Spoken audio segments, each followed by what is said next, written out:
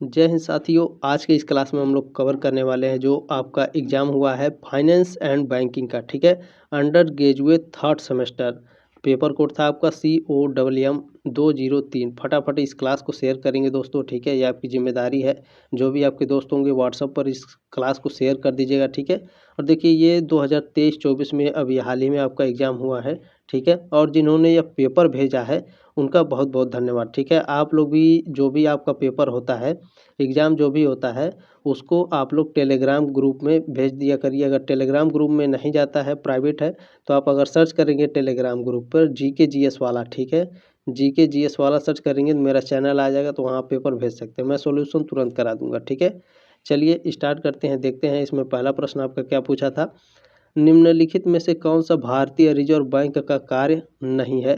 तो भारतीय reserve bank क्या करता है? भारतीय जमा स्वीकार करना और जनता को ऋण देना, ये क्या करता है? भारतीय रिजर्व बैंक का कार्य नहीं है। ठीक है, पहले का ऑप्शन नंबर C करेक्ट है आपका। प्रश्न नंबर 2 देखेंगे क्या पूछा है। जब बैंक शाखाओं में करेंसी नोटों की कमी हो जाती है तो वे आगे की आपूर्ति के लिए किससे संपर्क करते हैं? तो वह करेंसी चेस्ट उक्त स्थान पर बैंक की मुख्य शाखा और SBI शाखाओं से संपर्क करते हैं। ठीक है, ऑप्शन नंबर D करेक्ट था आपका दूसरे का। अगला प्रश्न देखेंगे, तीसरा नंबर क्या पूछा है। बैंक दर वह दर है जिस पर बैंक ऋण प्रदान करते हैं। ठीक है, तीसरे का ऑप्शन नंबर A करेक्ट था आपका। अगला प्रश्न आपका क्या है। रिवर्स रेपो का मतलब है, रिवर्स रेपो का मतलब होता है दोस्तों वह दर जिस पर RBI वाणिज्यिक बैंकों से पैसा उधार लेता है। ठीक है, चौथे का ऑप्शन नंबर 1 करेक्ट हो जाएगा। हालांकि दोस्तों मैं इसको क्लास को कवर नहीं करा पाया था क्योंकि मैं फिफ्थ सेमेस्टर वालों को पढ़ा रहा था और ये थर्ड सेमेस्टर वाले हमसे जुड़े नहीं हैं। ठीक है, तो आप क्या करिएगा, सब्सक्राइब कर लीजिएगा, टेलीग्राम ग्रुप का लिंक ज्वाइन कर लीजिएगा। ठीक है, आप अगर हमसे संपर्क में रहेंगे तो मैं क्लास को प्रॉपरली तरीके से करा दूंगा। ठीक है, कम से कम 10 दिन पहले पता होता तो काफ़ी अच्छे से करा देता। नाथ पंथ और जो भी था, मैंने इतने अच्छे से पेपर कराया था कि काफ़ी अच्छे अच्छे क्वेश्चन आए थे उसमें। ठीक है, तो सब्सक्राइब कर लीजिएगा। फोर्थ सेमेस्टर में भी धमाकेदार तैयारी करेंगे अगर आप हम लोग हमारे साथ जुड़े रहेंगे तो। ठीक है, चलिए पांचवा प्रश्न देखते हैं क्या है इसमें। निम्नलिखित में से कौन सी दरें बाजार शाखाओं द्वारा निर्धारित की जाती हैं, न कि RBI द्वारा? तो RBI द्वारा बैंक दर, SLR और CRR ये सभी RBI द्वारा निर्धारित की जाती है। मुद्रा स्फीति दर क्या होता है? यह आपका बाजार दशाओं द्वारा नियंत्रित की जाती है, निर्धारित की जाती है। ठीक है, चलिए छठवां प्रश्न क्या है आपका। निम्नलिखित में से कौन सी संस्था गैर बैंकिंग वित्तीय कंपनियों को विनियमित करती है? तो यह आपका कौन सा है? तो जो सेबी होता है। ठीक है, ऑप्शन नंबर B करेक्ट है आपका। सेबी क्या है? गैर बैंकिंग वित्तीय संस्थानों को विनियमित करती है। ठीक है, चलिए अगला प्रश्न देखते हैं आपका क्या पूछा है। सातवां नंबर प्रश्न है, डीमैट प्रारूप में शेयरों को संभालने के लिए देश में निम्नलिखित में से कौन सी डिपॉजिटरी है? तो देश में NSDL है। ठीक है, NSDL है, ऑप्शन नंबर 1 करेक्ट हो जाएगा आपका। अगला प्रश्न देखेंगे आपको क्या पूछा है, जल्दी जल्दी देखने का प्रयास करेंगे। आठवां नंबर प्रश्न है भाई, बैंक ऋण के संदर्भ में EMI दर्शाता है। EMI आप लोग जानते होंगे क्या होता है। ठीक है, EMI पे फ़ोन वगैरह इस समय काफ़ी प्रचलित है, फ़ोन EMI पे। ठीक है, तो EMI पे काफ़ी चीज़ें भी आप लिख सकते हैं, टीवी, कूलर, फ्रिज, पंखा, ये सब। ठीक है, तो EMI का मतलब क्या होता है? तो EMI का मतलब होता है समान मासिक किस्त। ठीक है, जिसे ऑप्शन नंबर B करेक्ट था इसमें, आठवें का। ठीक है, चलिए अगला प्रश्न देखते हैं आपका 9वां नंबर क्या पूछा है। निम्नलिखित में से किसका कारोबार बुलियन मार्केट पर किया जाता है? तो सोने चांदी का। ठीक है, ऑप्शन नंबर C करेक्ट हो जाएगा आपका। अगला प्रश्न देखेंगे 10वां नंबर क्या है। व्यवस्थित निवेश योजनाएं निम्नलिखित में से किसके द्वारा प्रदान की जाने वाली ग्राहक केंद्रीय सुविधा है? तो यह म्यूचुअल फंड है। ठीक है, ऑप्शन नंबर C करेक्ट हो जाएगा आपका। प्रश्न नंबर 11 आपका पूछा है दोस्तों, इस IFSC कोड को जानने से बैंक ग्राहकों को किस प्रकार मदद मिलती है? तो इलेक्ट्रॉनिक भुगतान हस्तांतरण में यह आवश्यक होता है। बिल्कुल, यह कोड देश की प्रत्येक बैंक शाखा की पहचान करता है। बिल्कुल सही है। ठीक है, इसमें ऑप्शन नंबर डी करेक्ट था आपका 11वें का, ठीक है। ए और बी दोनों करेक्ट है आपका। 12वां प्रश्न क्या है, भारत में बीमा कंपनियों को कौन सा, ये क्या लिखा है ठीक से दिखाई नहीं दे रहा है, शीर्ष निकाय नियंत्रित करता है, बताइए। तो 12वें का ऑप्शन नंबर बी करेक्ट है, ठीक है। IRDA नियंत्रित करता है, ठीक है। भारतीय जो बीमा कंपनियां होती हैं उनको IRDA नियंत्रित करता है, ठीक है, निकाय नियंत्रित करता है। 12वें का ऑप्शन नंबर बी करेक्ट है। बीमा कंपनियों को ये RDI नियंत्रित करता है, इस बात को याद रखेंगे। ये क्या होता है, कॉम्पिटिटिव एग्जाम में भी पूछता है, ठीक है, क्योंकि इसमें काफ़ी बच्चे RBI लगाकर चले आते हैं, ठीक है। इस सभी पॉइंटों को याद रखिएगा, ये कंफ्यूज करने वाले क्वेश्चंस होते हैं। 13वां प्रश्न क्या है भैया आपका, निम्नलिखित में से किसे प्लास्टिक मनी माना जा सकता है। तो जो क्रेडिट कार्ड होता है इसे प्लास्टिक मनी माना जा सकता है, ठीक है। यह बैंक द्वारा प्रदान किए जाते हैं ग्राहकों को। 14वां प्रश्न क्या है भैया आपका, IFSC क्या है, यानी IFSC कोड क्या होता है, इसका फुल फॉर्म पूछ रहा है। IFSC का फुल फॉर्म पूछ रहा है, आप सभी लोग जानते होंगे, काफ़ी आसान प्रश्न था, ठीक है। इंडियन फाइनेंशियल सिस्टम कोड इसे बोलते हैं, भारतीय वित्तीय प्रणाली कोड, ठीक है। 14वें का ऑप्शन नंबर सी करेक्ट था आपका। प्रश्न नंबर 15 क्या पूछा है, किस तकनीकी पहल ने भारत में किसी भी समय कहीं भी बैंकिंग की अवधारणा को सक्षम बनाया है। तो कोर बैंकिंग समाधान होते हैं, ठीक है। ऑप्शन नंबर डी करेक्ट है आपका। प्रश्न नंबर 16 आपका पूछ रहा है दोस्तों, RTGS का फुल फॉर्म क्या है, यानी RTGS का फुल फॉर्म पूछ रहा है आपका, क्या होगा। तो रियल टाइम ग्रोस सेटलमेंट होता है, ठीक है। वास्तविक समय सकल निपटान इसे बोलते हैं हिंदी में। तो 16वें का ऑप्शन नंबर बी करेक्ट है आपका। चलिए 17 नंबर प्रश्न क्या है आपका, इलेक्ट्रॉनिक भुगतान प्रणाली के नुकसान हैं। तो ये सभी हो जाएंगे, ठीक है। धोखाधड़ी हो जाता है, आवेग में खरीदारी हो जाती है, भुगतान में विवाद भी हो जाता है। अगर हम किसी को पेमेंट करते हैं समय से नहीं पहुंचेगा और सामान लेकर जाएंगे तो वो हमें रोकेगा, ठीक है। तो काफ़ी परेशानी होती है। ऑप्शन नंबर डी करेक्ट है आपका। प्रश्न नंबर 18 आपका इसमें पूछा है दोस्तों, बैंक डिमांड ड्राफ्ट निम्नलिखित में से किसके समान है। तो बैंक डिमांड ड्राफ्ट जो होता है क्रेडिट कार्ड के समान होता है, ठीक है। 18 का ऑप्शन नंबर सी करेक्ट है आपका। अगला प्रश्न देखेंगे, 19 नंबर क्या पूछा है आपका, निम्नलिखित में से कौन RBI की सहायक कंपनी है। सिडबी, नाबार्ड और राष्ट्रीय आवास बैंक, ये क्या है, उपरोक्त सभी, ये सभी क्या है, RBI की सहायक कंपनियां, ठीक है। 19 का ऑप्शन नंबर डी करेक्ट हो जाएगा आपका। प्रश्न नंबर 20 क्या है, भारत में सिक्के ढालने की जिम्मेदारी किस संस्था की है। भारत में सिक्के ढालने की जिम्मेदारी भारत सरकार की है, ठीक है। 20 का ऑप्शन नंबर सी करेक्ट है आपका।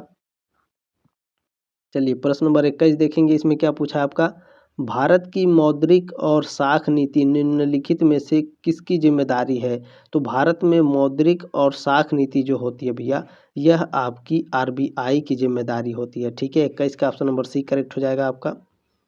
प्रश्न नंबर 22 क्या पूछा है, नाबार्ड का मुख्य उद्देश्य ग्रामीण क्षेत्रों को ऋण प्रदान करना है, किसके लिए, कृषि और लघु उद्योग को बढ़ावा देना, कुटीर एवं ग्रामोद्योग को बढ़ावा देने के लिए, हस्तशिल्प और ग्रामीण शिल्प को बढ़ावा देने के लिए, ठीक है।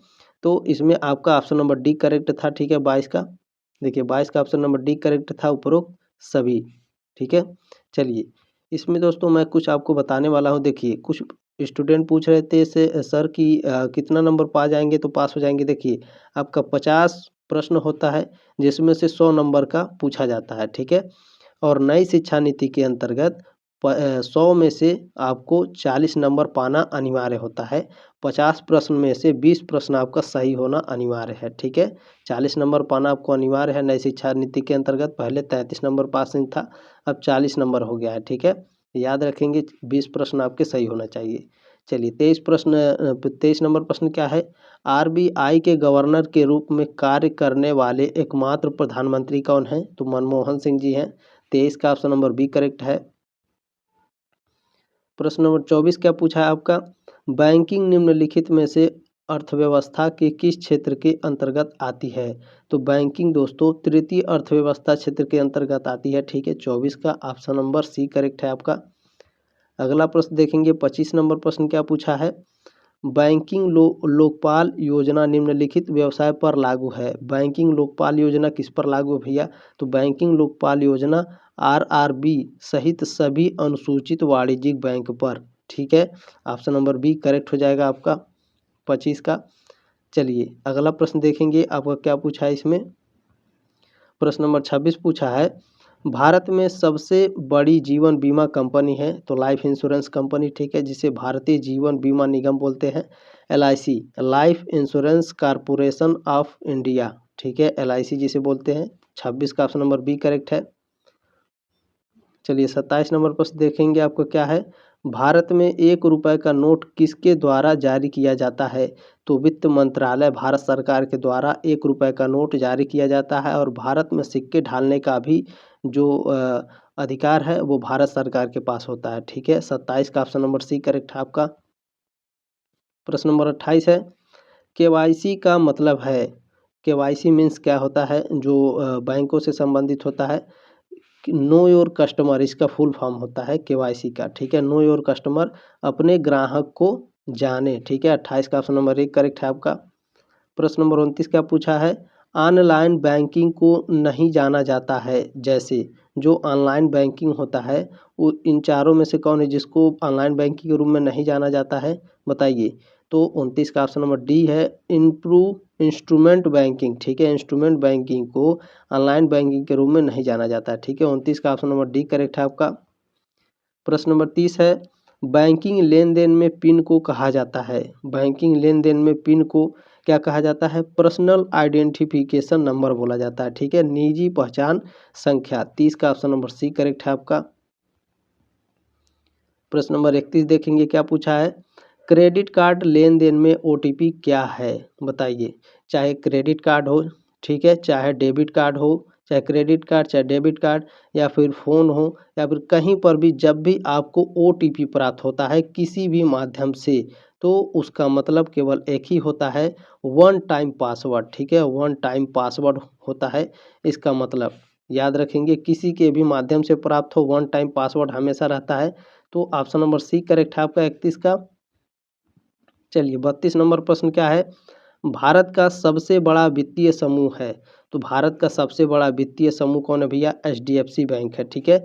ऑप्शन नंबर 1 करेक्ट है, एचडीएफसी बैंक। 32 का ऑप्शन नंबर 1 करेक्ट है। चलिए 33 नंबर देखेंगे प्रश्न क्या है। महंगाई का सबसे बुरा प्रभाव पड़ता है तो गरीबों पर पड़ता है भैया, ठीक है, ऑन पुअर पर। ऑप्शन नंबर बी करेक्ट है 33 का। प्रश्न नंबर 34 क्या है। रुपे कार्ड है, बताइए। जो आप लोग रुपे कार्ड होता है, ठीक है, डेबिट कार्ड पर लिखा होता है रुपे कार्ड, वीज़ा कार्ड, ये इस पर क्या है? डेबिट कार्ड से है, ठीक है। आप लोग यूज करते होंगे, काफ़ी अच्छे से इस प्रश्न का उत्तर दिए होंगे, ठीक है। 34 का ऑप्शन नंबर सी करेक्ट है, एक डेबिट कार्ड है रुपे कार्ड। 35 नंबर प्रश्न क्या है।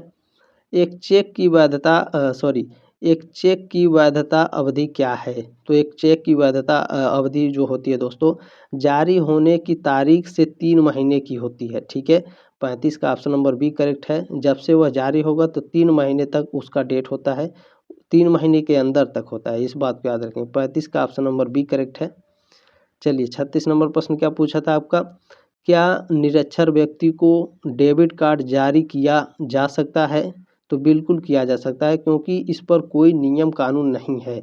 डेबिट कार्ड किसको दिया जाएगा किसको नहीं दिया जाएगा, अंधे व्यक्ति को, निरक्षर व्यक्ति जो पढ़ा लिखा नहीं है, ठीक है, ऐसा नहीं होता है। एप्लीकेशन लिख देंगे मिल जाता है, और हालांकि कभी कभी एप्लीकेशन ना लिखने पर भी मिलता है। तो याद रखिएगा जो अंधे व्यक्ति होते हैं, ठीक है, अंधों के लिए डेबिट कार्ड अगर लेना हो तो क्या करते हैं, बैंक में जाते हैं शाखा में और उनको एप्लीकेशन लिखना पड़ता है, उनको भी डेबिट कार्ड जारी किया जाता है, ठीक है। तो इस पर कोई रोक नहीं है। 36 का ऑप्शन नंबर बी करेक्ट है आपका।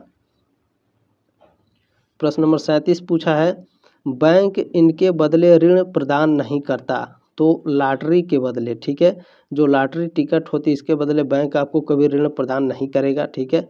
37 का ऑप्शन नंबर सी करेक्ट हो जाएगा आपका। प्रश्न नंबर 38 क्या पूछा है।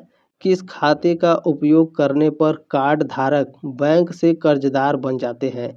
तो क्रेडिट कार्ड, ठीक है, क्रेडिट कार्ड के उपयोग से क्या होते हैं, आप अगर क्रेडिट कार्ड यूज करेंगे तो क्या होंगे, बैंक के कर्जदार हो जाएंगे, ठीक है।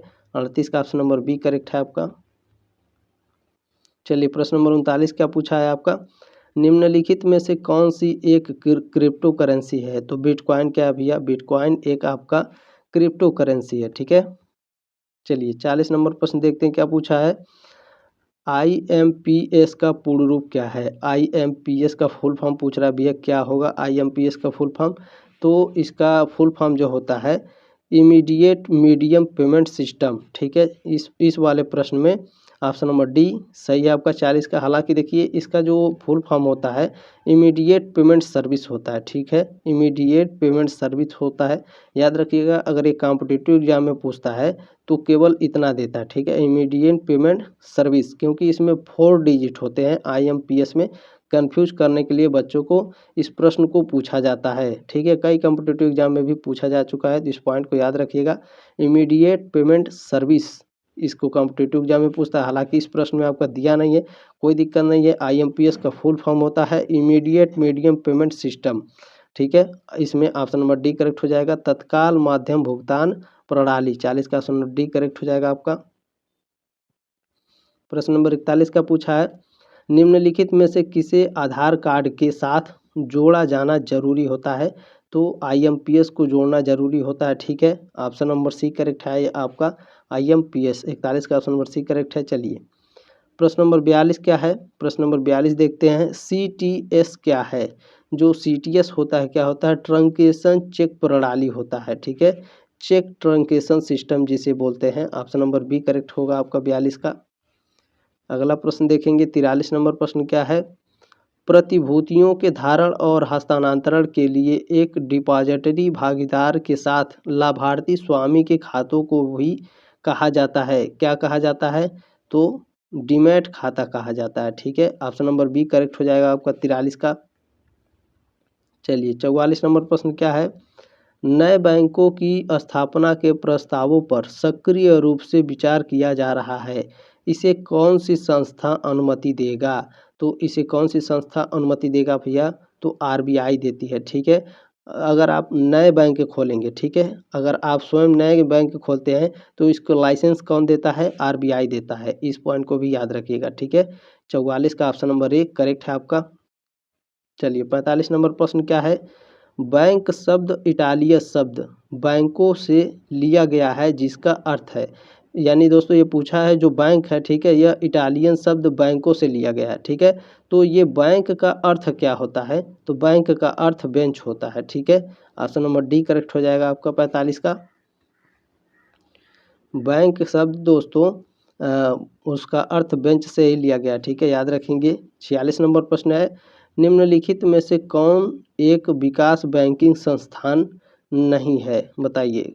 तो इसमें जो दोस्तों आपका इसमें IFCI, ठीक है, IFCI जो होता है यह विकास बैंकिंग संस्थान नहीं है। 46 का ऑप्शन नंबर बी करेक्ट है आपका।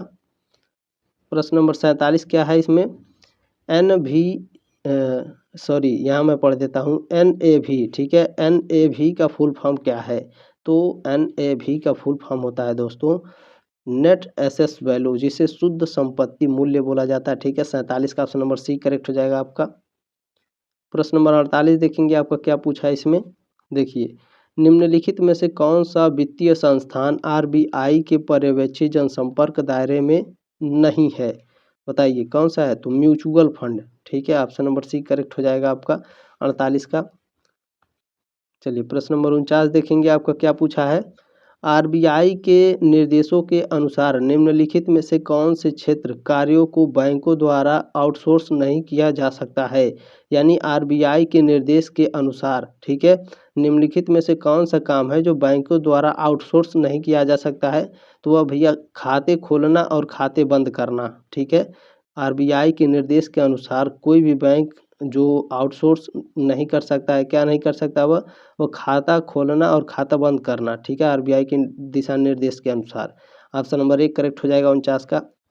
लास्ट प्रश्न है दोस्तों, देखिए मैं कुछ आपको बता रहा हूँ। जैसे कुछ प्रश्न ऐसे होते हैं आपको गलत लगते हैं, ठीक है, तो उसे कमेंट जरूर किया कीजिए, ठीक है, मैं वेट करूँगा, कमेंट जरूर करिए। क्योंकि जो बाकी स्टूडेंट है, छात्र छात्राएं हैं, उनके जो डाउट होते हैं, ठीक है, उनके भी क्लियर हो जाते हैं। और आप लोगों के जो भी कमेंट होते हैं, मैं सभी कमेंटों के रिप्लाई करता हूँ, ठीक है, तो कोई दिक्कत नहीं है। जो भी आपको आंसर गलत लगे कमेंट जरूर करिए, मैं रिप्लाई करता हूँ, और भी जो स्टूडेंट है भैया वो भी रिप्लाई करेंगे, ठीक है। चलिए, इसमें 50वां नंबर प्रश्न का है, विदेशी मुद्रा लेन देन के लिए अधिकृत डीलरों की नियुक्ति की जाती है। तो यह भारतीय रिजर्व बैंक के द्वारा की जाती है, ठीक है। 50 का ऑप्शन नंबर ही करेक्ट है। और जिनके पास पेपर नहीं है वो कैसे पाएंगे, देखिए जिनके पास पेपर नहीं है तो टेलीग्राम ग्रुप का लिंक दिया गया है डिस्क्रिप्शन बॉक्स में, ठीक है, लिंक ज्वाइन कर लीजिए। वहाँ वीडियो के ठीक नीचे आपको पीडीएफ मिल जाएगा, ठीक है, वहाँ से आप पीडीएफ डाउनलोड कर लीजिएगा, वीडियो भी देख लीजिएगा कि आपके कितने प्रश्न सही हैं, ठीक है। उम्मीद है दोस्तों जानकारी अच्छी लगी होगी, इस क्लास को शेयर कर दीजिएगा अपने दोस्तों के पास। मिलते हैं नेक्स्ट क्लास में, तब तक के लिए जय हिंद, वंदे मातरम।